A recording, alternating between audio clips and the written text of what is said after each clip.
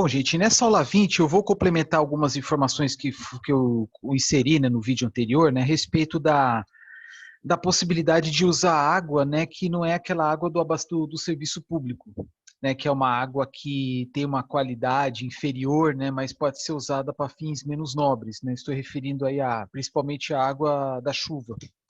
No vídeo anterior, né, eu mostrei para vocês, inclusive, documentos como as normas NBR, que tratam, uma delas, né, trata sobre a coleta de água de chuva. Né? Só para recapitular, né, é uma água que, se não passar, né, por nenhum tratamento, ela pode ser usada para fins não potáveis, como descarga, lavagem de pisos, jardinagem, ou se for para aplicação industrial, por exemplo, arrefecimento de algum equipamento, né, a alta temperatura, até mesmo, né, pode ser usada para algum processo químico, né, se não houver uma exigência muito grande em respeito à qualidade da água. Por quê? Como é que eu faço para averiguar a qualidade da água? Existem várias variáveis, né, que devem ser consideradas, né? Você faz uma coleta da água, leva para um laboratório, pode ser qualquer água, né? Pode ser água de poço, poço artesiano, lençol freático, água de rio, de algum manancial, né? Pode fazer análise da água que chega nas nossas torneiras, água da água de chuva, etc. Né? E tem alguns índices, como índice de turbidez, cor, DBO, DQO, se for o caso, se precisar, né, medir algum um teor aí de algum sal, algum metal pesado, enfim, né, que possa causar, de certa forma, algum problema, né? E tem o seguinte, né? Falei muito assim da água da chuva, por quê? Porque é uma água que foi desprezada nos últimos anos, né, nas últimas décadas, né, com o crescimento das cidades, com a introdução do saneamento básico, dos serviços de distribuição urbana, né? Porque assim, a vantagem de receber água da tubulação, né, da rede, é porque a vazão é constante, né, pelo menos na teoria, e não precisa, né, de grandes investimentos no próprio local, né, na própria residência, no próprio pode ser no estabelecimento onde haverá o consumo dessa água. Tá? Também comentei, né, sobre os materiais, né, que podem ser utilizados. Né, muitas vezes a intervenção é bem mais simples, porque a casa já tem calha, por exemplo.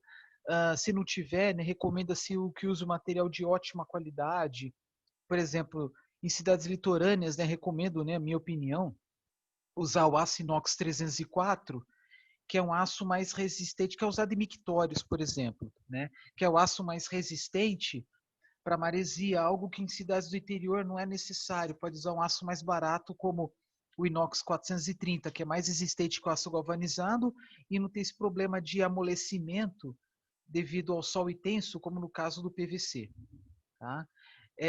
Mas vocês viram que existe norma, né, para dimensionamento, né, as dimensões da calha, né, tem que pensar muito na largura, né, especialmente em duas situações, em local onde tem chuvas intensas, chuvas repentinas, né, possibilitando aí uma grande vazão de água, e em situações onde a cobertura é muito grande, né, por exemplo, de um ginásio, de uma grande loja, né, inclusive aquelas abobadadas, né, onde tem que colocar as calhas nos dois lados. Aí vocês podem imaginar a quantidade de água que pode cair. Outro exemplo, né, mais gritante, o hangar, uma estrutura, né, de ficar armazenados aviões, né, que são coberturas enormes.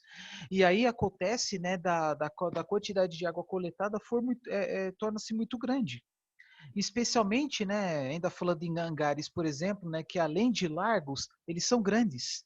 Então tem a questão da área, né, que é largura vezes comprimento, e também o fator que é algo assim que é um pouquinho mais subjetivo, a meu ver, é, possibilidade de ter chuvas intensas.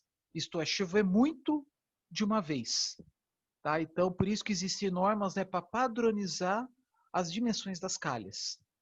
Além do cuidado, né, com limpeza frequente que deve ter, né, por causa de folha, pedras, né, enfim, animais mortos, e atentar também, né, a caída. Quanto que coloca de caída? Vamos supor, né, a cada 500 metros, não vou exagerar, a cada 500 500 centímetros, por exemplo, né? A cada 500 centímetros de calha, cair 1 centímetro. Pode fazer dessa maneira, né? Ou até um pouco mais. Falei 500, né? Me lembrando do vídeo que falei para vocês lá sobre os aquedutos construídos no Império Romano, que era uma caída em torno de 500 por 1. Mas pode ser menos, sei lá, 100 por 1, né? Para evitar acúmulo de água, porque em acúmulo de água, especialmente aço galvanizado, que é mais vulnerável, com acúmulo, né, com formação de poça d'água, a tendência é criar pontos de ferrugem. Depois de ferrugem, né, aí forma um buraco lá inesperado. Então tem que tomar muito cuidado com isso, né? Embora a calicina já é essencial, né? Independente se vai coletar ou não a água para coletar a água da chuva ou não para algum fim não potável. Bom, eu mostrei no vídeo anterior sobre várias metodologias de cálculo para obtenção, né, do volume da cisterna, né?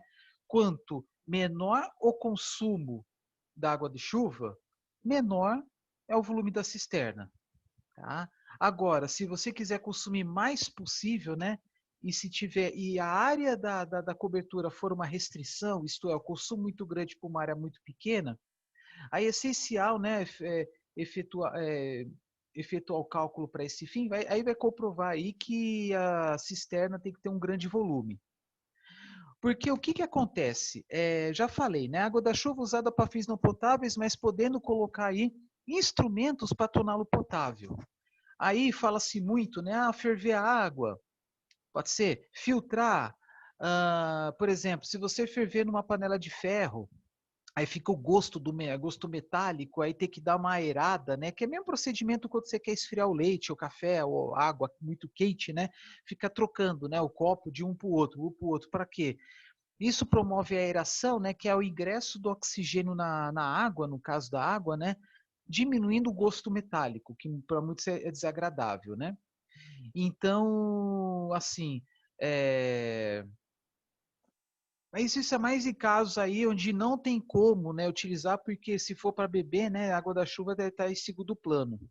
Também por questão de custo, porque muitas vezes você vai colocar lá uma infraestrutura adicional, né, além da coleta e armazenamento de água de chuva, filtragem, pode se tornar até mais caro do que pegar água da própria rede.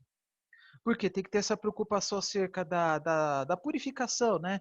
Aí pode ser, por exemplo, filtrar e colocar algumas gotas de água sanitária ou hipoclorito de sódio na água, né? E aí tudo bem, né? Você pode até usar para beber, mas tem que tomar muito cuidado que se for usar essa água com hipoclorito de sódio, água sanitária, né, um pouco, usar para lavar roupa, pode estragar a roupa, dependendo da quantidade de água sanitária que você vai colocar, né?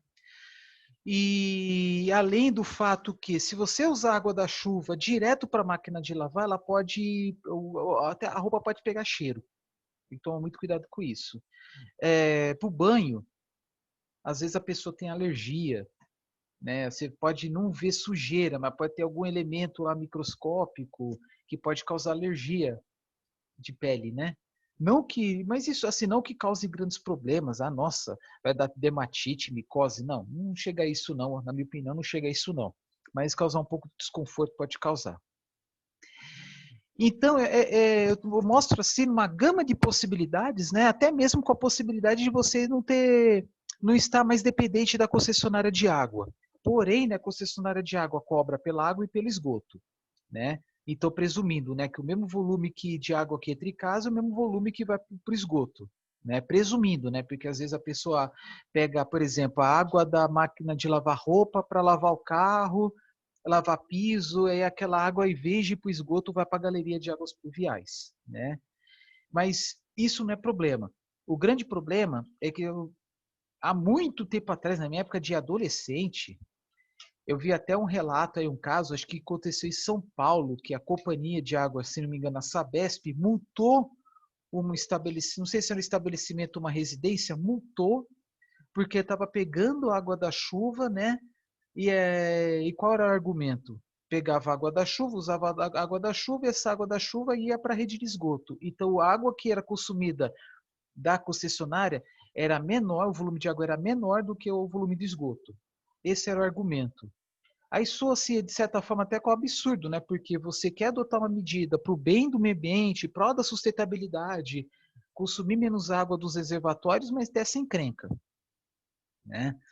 Bom, mas assim, você pode, né, captar essa água da chuva, né, para assim, para esses fins aí não potáveis, né? Mas é como falei, né? É impossível, né? O mesmo volume que entra é o mesmo volume que sai, por causa aí de lavagem de piso, jardinagem, aí ocorre esse desbalanço aí. Mas é o seguinte, em alguns lugares mais remotos, subúrbios, zona rural, a água da chuva é o único jeito. Você pode até colocar uma bomba lá de poço artesiano, tal, mas aí vai consumir energia elétrica para captar essa água, enfim, não tem como. No caso, é como falei, né, que antigamente era muito comum qualquer casa, né, ter coleta de água de chuva. Mas as cidades cresceram, né, foi adotando aí tubulações, sistemas de fornecimento de água, né, e as pessoas descontinuaram com esse procedimento de pegar água da chuva, né? Porque assim, cá entre nós, né, se não for uma cisterna enterrada, se for uma cisterna, uma caixa d'água no solo, vai ocupar espaço. Há uma necessidade de efetuar manutenção. Quando fala manutenção, é limpeza. E tem gente que é muito acomodada, né? Que tão acomodada que até se alguém vê o cara colocando lata de cerveja no lixo, o cara fala que não tem tempo de separar. Nós sabemos que tem pessoas dispostas e pessoas que não estão tão dispostas assim, né? Então é o seguinte, mostrei para vocês no vídeo anterior, né, que tem umas normas, uma norma NBR que trata de coleta de água de chuva e tem outra que trata de armazenamento de água em geral, né? E também coleta de águas em geral, não especificamente da água da chuva. Mas sempre prestar muita atenção, né, se for dimensionamento de calhas e tubulações, verificar, né, os picos de pluviosidade, né? Porque às vezes há relato de cidade que naquele determinado dia cai uma previsão de cair 100 milímetros. 100 milímetros o dia é muita coisa. Ainda mais que nem sempre é 100 milímetros em 24 horas. Às vezes é 100 milímetros em 2 horas, 1 hora e meia, 1 hora. Aí vocês imaginam o quanto de água que caiu, né? Então, tem uma norma BNT que mostra a dimensão, né, da tubulação que vai captar essa água, que está condicionado aos picos. Claro que sabe-se, né, que varia muito de ano para ano, né? Em geral é muito raro ter esses picos, mas tem que estar preparado para tal. E existe tabela que mostra os picos históricos da cidade, de algumas cidades. Por exemplo, se não tiver de Campo Grande, não tiver de Dourados, por exemplo, pega se tiver de Campo Grande ou de uma outra cidade do mesmo estado, enfim, né? Fazer aí uma estimação. Isso é muito complicado, né? Porque fala-se muito em mudanças climáticas, chover muito mais do que a média histórica, muito menos, mais calor que o normal, menos calor que o normal. É difícil prever o que vai acontecer no futuro. Mas, na minha opinião, né, colocar umas dimensões adequadas, né, não pensando em economia, né, pensando em eficiência, é fundamental. E mesmo assim, né, com todo esse projeto de coleta, armazenamento, isso pode fugir algum aspecto, como assim? Se chover demais, né, a cisterna não tem espaço suficiente, tem que ter um ladrão para extravasar água em excesso. Não tem como. Pode acontecer de chover demais e saturar as calhas? Pode, fazer o quê, né? Por isso que eu estou falando que muitas vezes, mesmo que bem dimensionado, pode ocorrer chuvas inesperadas, né? Que mais, né? No vídeo anterior eu falei, né, de chuva, né? Porque praticamente todas as precipitações que caem no Brasil são chuvas, né? Depois tem granizo, neve, praticamente não existe, né? Só se for no interior de Santa Catarina, talvez Rio Grande do Sul, olha lá, né? E aí eu quero mostrar para vocês, né? Porque eu mostrei uma norma NBR que eu peguei na internet, uma empresa lá deve ter digitalizado, a qualidade não estava lá essas coisas, mas dava para ler. Mas só de curiosidade, aqui vou até compartilhar aqui com vocês, é uma página da própria Associação Brasileira de Normas Técnicas, tá? abncatálogo.com.br. Ah, tá. Esperando aqui. Então, o que aparece? Ele mostra uma loja virtual. Porque uma das formas de sustento, de sustento, né, da BNT é venda de catálogo. Então aparece aqui, norma 15.527, água de chuva, aproveitamento de coberturas e áreas urbanas para fins não potáveis. Pode ser adaptado para a área rural? Pode. Então, o que, que ele vai mostrar? O conceito de aproveitamento da água da chuva é como se fosse uma publicação, não é uma publicação. Qualidade da água da chuva, previsão de consumo. Previsão de consumo, vocês podem pegar lá a conta de água, que vocês vão ver lá o histórico, nos últimos 12 meses. Tá? A não ser que há uma possibilidade de mudança, por exemplo, um casal sem filhos, aí vai ter um filho, 2 filhos, aí lógico que o consumo aumenta e tem que estar preparado para isso, né? Tá, vamos lá. Dimensionamento de calhas e condutores, né? Calha, né, que eu falei, condutor, a tubulação que da água que sai da calha e vai para a cisterna, ou caixa d'água, enfim. Coeficiente de run-off, né, que é o valor que vai de 0 a 1, porque deve se levar em consideração perdas. Um pouquinho da água que pode infiltrar, tudo bem que é pouquíssimo que eu vou falar agora, mas é pouquíssimo, mas tem, né? Que é água que vai ser absorvida pelas calhas, ou na hora da chuva cair, né? Vai bater no material da calha ou das telhas, vai respingar no chão e não vai ser aproveitado. Ou aquela água que pode cair no terreno vizinho sem passar por alguma calha. Então coloca aí, por exemplo, né, 0,8 para garantir, mas poder até colocar 0,9, aí vocês vão ver que quanto maior o coeficiente de run-off, menor vai ser o volume da cisterna. Mas quem que vai ter mais confiança em colocar esses valores é a pessoa, alguém que já é especialista no assunto. Dispositivos usados em reservatórios, né? Recomenda-se, lógico, né, que o reservatório seja fechado, com abertura apenas para enfiar o tubo, para não ter interferência externa, né? Reservatório de alta limpeza. Reservatório de alta limpeza é aquela história que eu comentei no vídeo anterior, né, que tem aquela água inicial que não é que é boa para ser aproveitada apenas para jardinagem, aquela água mais suja por causa de pó, fezes de animais, tá? Que é aquela água mais suja mesmo, né? Então recomenda-se vai de para garantir, né, dependendo muito da situação, né, desperdiçar, né, 2 litros por metro quadrado de área coberta. Por exemplo, né, em lugares que fica aí, tem uma estiagem aí, fica 2, 3 meses sem chover, e que geralmente as pessoas não têm hábito, né, de ficar limpando calha. Então, assim, um período longo, até 3, 4 meses sem chover, então, né, quando bate aquela chuva pela primeira vez, recomenda não usar os 2 primeiros litros de água por metro quadrado, tá? Noção de hidrologia, precipitações. Porque você vai fazer um projeto de coleta de água de chuva, ele vai levar em consideração a pluviosidade. E aquilo que eu falei várias vezes, quanto maior a diferença entre a pluviosidade de um mês para o outro, maior deve ser a cisterna. Se tivesse chuvas regulares, as cisternas seriam menores. Porque aí, bem menor, por sinal. Por quê? Porque aquela água que cai naquele momento já pode ser usada. Tá? É que nem, por exemplo, geladeira, sistema de refrigeração. Entra na geladeira, é bom que consuma logo. Por quê? Para não ficar gastando muito com energia elétrica. Tá? Então tem produtos que a gente compra e já consome logo. Leite, por exemplo, né? Produtos lácteos em geral.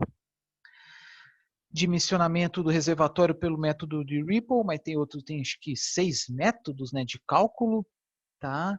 E é isso, tá? Essa norma aqui, ó, NBR 15.527, aí tá atualizado para 2019, que eu mostrei no vídeo anterior, é bem mais antigo, tá?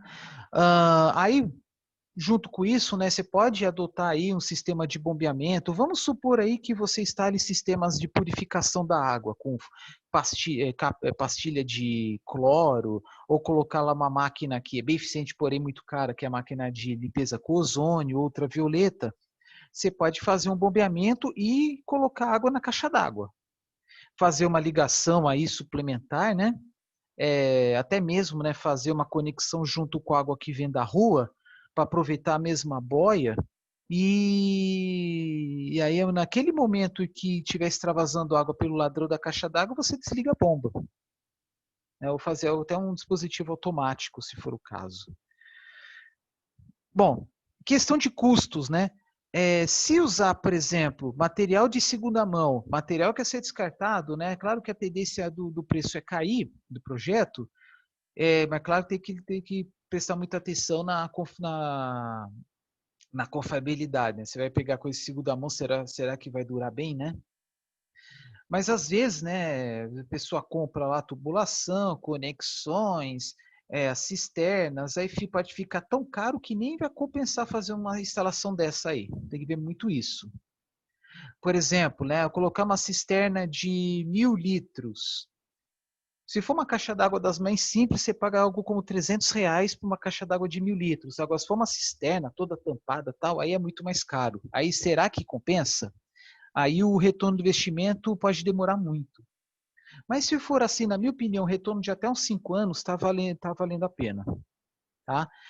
Então, assim, por exemplo, quem mora, melhor, desculpa, quem paga de conta de água aquele valor, né, que é o valor mínimo, por exemplo, quem consome, vamos supor, 5 metros cúbicos por mês, mas paga como se tivesse consumido 10, né, que é o valor decorrente a um valor mínimo, não vai valer a pena instalar um sistema desse. Aí só vai valer mais a pena, né, quando o consumo for muito alto. Por exemplo, uma família mais numerosa ou algum empreendimento onde há um número frequente de pessoas indo no banheiro. Por exemplo, uma oficina mecânica, né, se a pessoa quer lavar o piso pelo menos uma vez por semana. Que mais?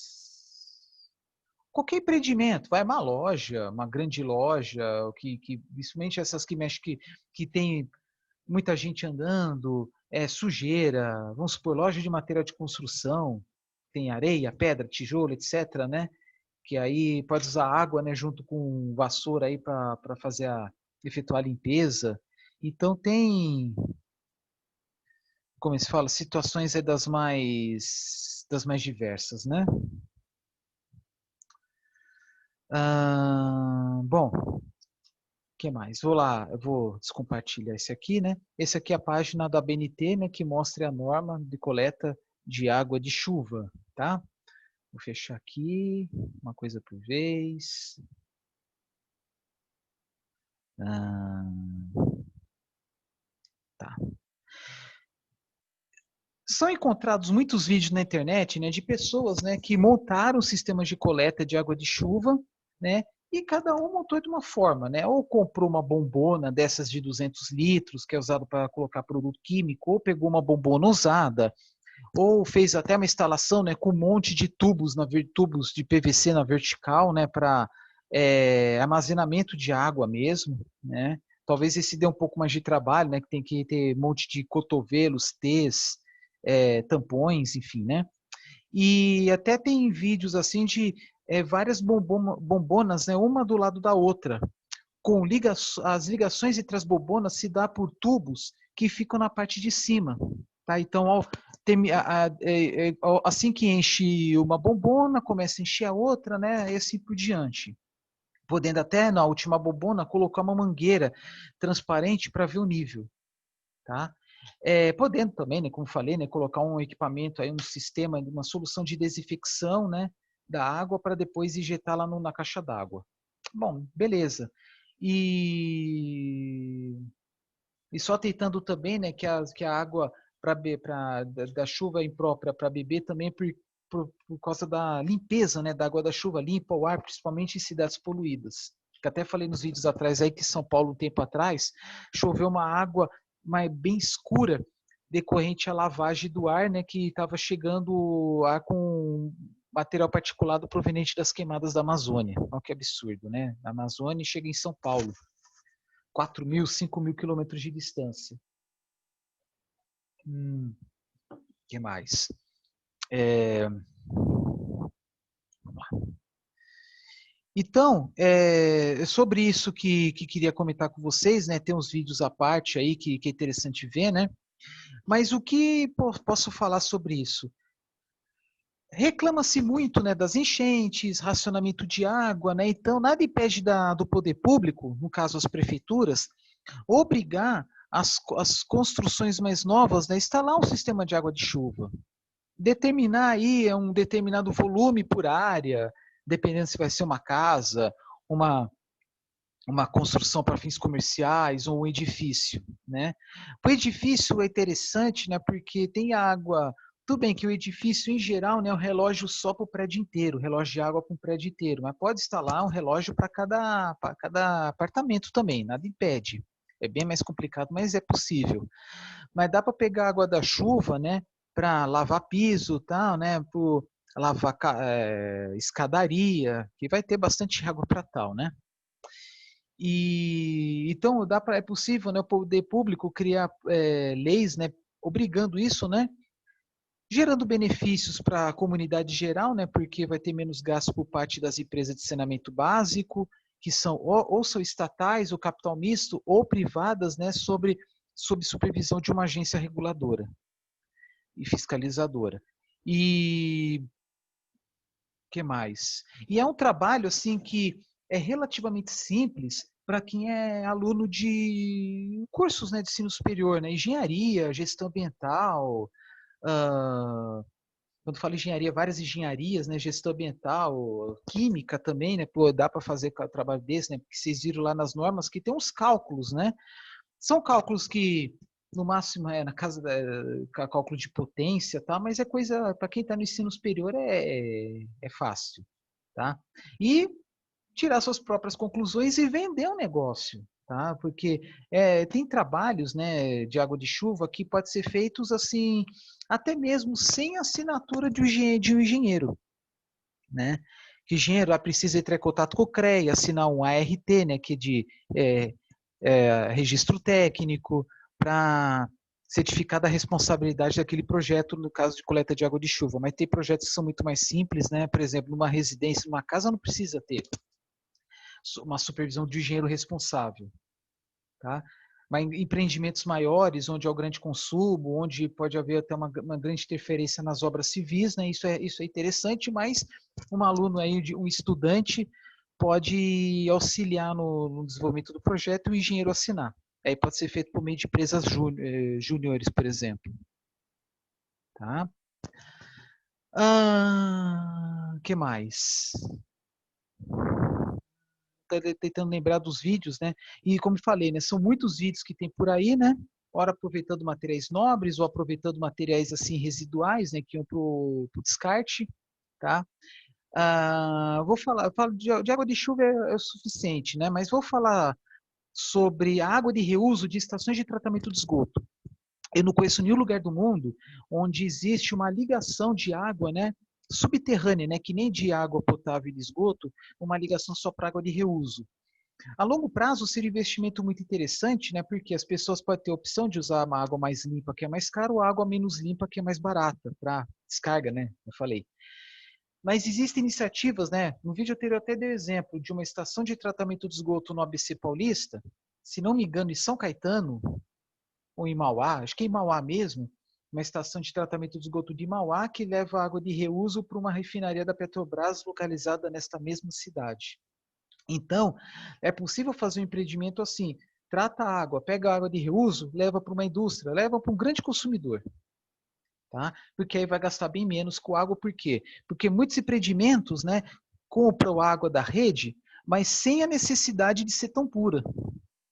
Para fins industriais, por exemplo, né, tem água que não precisa ser tão pura. Então, essa é uma ótima opção, né? Claro que vai das duas uma, né? Ou investe em tubulações ou vai caminhão cor-de-rosa, cor roxa, de vez em quando, né, na fábrica e abastecer alguma cisterna ou um tanque, enfim, né? Então é isso. E é uma grande opção também porque é uma possibilidade, uma renda adicional para a empresa de saneamento. Tá? Como eu até falei um tempo atrás, né, de um exemplo de uma estação de tratamento de esgoto em Franca, que produz, né, biogás que converte biometano, que vai alimentar os carros da própria frota da Sabesp, na cidade de Franca. E, e lá no Rio de Janeiro, né, no antigo lixão de Gramacho, eles estão coletando gás de aterro sanitário que é usado para ser queimado numa refinaria da Petrobras e Duque de Caxias, tá? Porque a refinaria fica mais ou menos próximo ao antigo lixão de Gramacho. Bom, o que mais? Bom, É basicamente isso, né? Acho que não tem mais nada que falar sobre esse assunto aqui por enquanto, tá? Um assunto que dá muito pano para manga, né? Até lanço o desafio para vocês, né?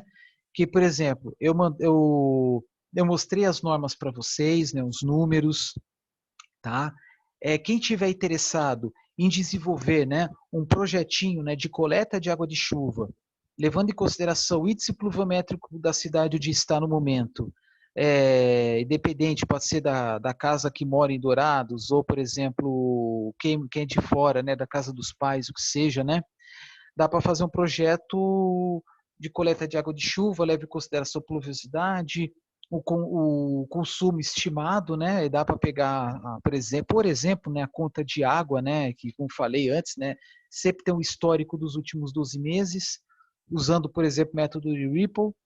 Então, quem tiver interessado, eu mando todo o material, né? Que é a planilha, as normas NBR, né, embora vocês encontrem as normas também na internet, né, como eu encontrei, vocês encontram também. Aí quem fizer um projeto desse aí, contando os detalhes, até mesmo mostrando, se possível, a planta da casa, foto, etc., e mostrando o volume sugerido da cisterna, eu posso acrescentar, eu posso dar aí 3 pontos adicionais numa prova para vocês. Tá fazendo um trabalhinho que, assim, não sei se vai gastar muito tempo, mas é um trabalho simples. Pega o histórico de consumo de água, é, pluviosidade do local, né, a dinâmica, né, de janeiro a dezembro, o histórico, né. Aí, por exemplo, se alguém quiser detalhar ainda mais o trabalho, levando em consideração, né, o tipo de calha, né, a ser usado, tubulação, enfim, aí até aumento para 5 pontos. Olha só que bacana, né? Além dos pontos lá que vocês vão obter na prova, tá? Então, essa é uma oportunidade aí de ouro para incrementar a nota na disciplina de vocês. Tá? Qualquer dúvida, me procure, estou à disposição. Tá? Até o próximo vídeo, até o próximo assunto.